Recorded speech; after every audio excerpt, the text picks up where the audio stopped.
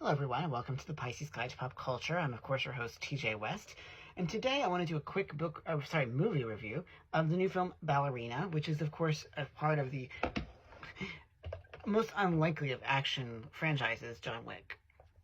So if you're not familiar with John Wick, the original quartet of films stars Keanu Reeves as the title character, a sort of reluctant assassin, and his whole sort of journey to killing lots of people happens in the first movie after he, someone kills his dog and he sets out on this whole path. So you don't need to know all of that to understand Ballerina, which focuses instead on a totally different character who's in the same universe and whose paths actually crosses with Keanu Reeves' John Wick. In this case, we have Ana de Armas as Eve Macaro, who is a young woman. When she's a girl, her father is killed by this sort of sinister figure that we later know is called the Chancellor, who's part of this enigmatic organization known as just simply as the Cult. And unlike the Rosca Roma, who are the sort of organization that John Wick is part of and that Eve ends up joining, they don't really have a system of laws. They just kind of show up and kill people when they want. So, in that sense, they're a very real threat. And so, for most of her childhood and youth, Eve ends up training under the tutelage of Angelica Houston's enigmatically titled director before she ends up going rogue because she wants to figure out who this Chancellor is and why he killed her father and all this other stuff. So, I really enjoyed this film. I wouldn't say that I was blown away with it. I don't think I enjoyed it quite as much as I did the original John Wick quartet, which I think are just extraordinarily well-constructed action melodramas. There is certainly a sort of melodramatic element to this story, by the sort of academic sense, when you think about how melodramas typically begin in a space of innocence, obviously Eve starts out with her father in this kind of bucolic setting until everything goes crazy and, her father dies and she's sort of set on this path of revenge. And so in that sense, it's deeply melodramatic, and most of her character arc is basically about getting vengeance against the Chancellor, in addition to finding out just what the hell is going on with this cult group. And, there are many things I enjoyed about it. I think Ana de Armas finally gets a role that I think is worthy of her talents. I really enjoyed her as Marilyn Monroe in Blonde, although I found the movie rather a tedious bore, quite frankly.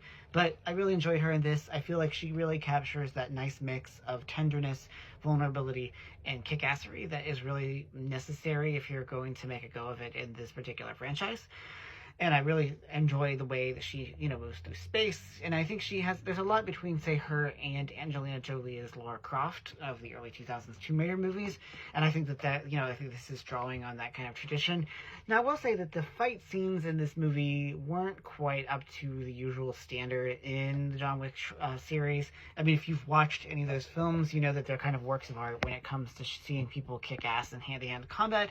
Well, there is some of that. Eve is much more reliant on guns and on sort of exploiting others' weaknesses, which is it's fine. It wasn't a disappointment. It's always exciting to see people fight on screen.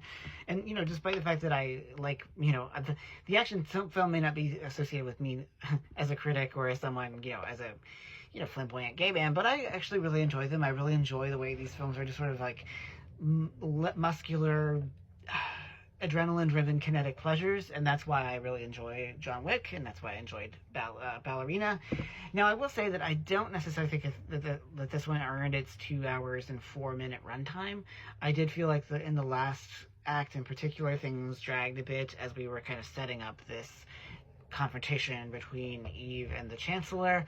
There's a whole big sequence with flamethrowers that I was kind of like, am I watching Lord of the Rings? Because it felt very fantastical in that sense. And I also feel like some of the characters, there was not a lot of good character work for some of the supporting cast. I think that we could have done with more of Angelica Houston. We could have used more of Ian McShane, who plays again Winston, who runs the Continental series of hotels. I do enjoy, though, that we get to see and deepen the mythology of this universe. If I also, like I said, I would have liked to have seen more from other characters. John Wick makes an appearance, basically an extended cameo. It's always fun to see Keanu Reeves looking world-weary, but kick-ass even so. And so I think that overall, I really enjoyed Ballerina. I was not bored, except, like I said, for a few moments there in the third act where I feel like it could have been trimmed just a bit. I don't know why Hollywood sometimes thinks that we need 2 hours and some odd minutes action films. Sometimes less is more. And I would have, enjoyed seeing a little more character development from some of the other supporting cast. Gabriel Byrne is, however, terrifying as the Chancellor, as this sort of ambiguously European figure who kills basically anyone who tries to escape the cult. And, I think it's pretty revealing that it is called the cult. I think that tells you all that you need to know about this group and their motivations. So, I would say that if you are interested in just a nice piece of, muscly, well constructed peplum and basically like pulpiness, I think that there's a lot to offer in Ballerina. And like I said, I'm excited to see whether they keep this going with other entries in the John Wick franchise. I mean, when I first watched the John Wick franchise, I'm sure I did not think, oh wow, this is going to produce an endless series of movies. And as I said, I do think that it gives Ana de Armas the kind of role that she really deserves. And I would hope that if this film does well enough at the box office, that maybe she'll get her, some more adventures in this universe. Because by the time the film concludes, there's been a huge bounty put on her head because she's basically disrupted the sense of détente between the various crime groups and syndicates and the cult. And so theoretically, there's going to be this huge war.